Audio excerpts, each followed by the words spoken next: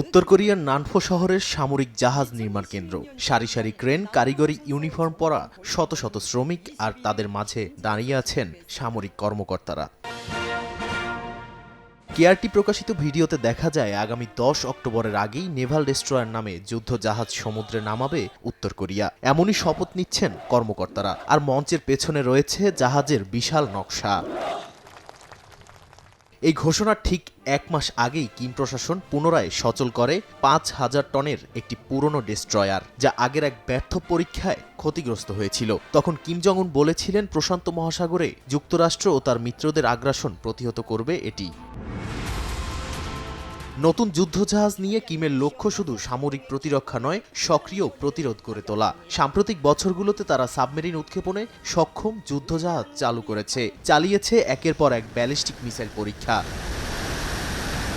বিশ্লেষকদের মতে নতুন ডেস্ট্রয়ার কূটনৈতিক সংকেত। এটি শুধু প্রযুক্তির প্রদর্শনী নয়, বরং এক সতর্কবার্তা। পিয়ংইয়ং দেখাতে চাইছে তারা শুধু স্থল ও আকাশ নয়, সমুদ্রপথেও হুমকি হয়ে উঠতে পারে, এমনটাই মনে করছেন বিশ্লেষকরা। নাদিম মারজান, সময় সংবাদ।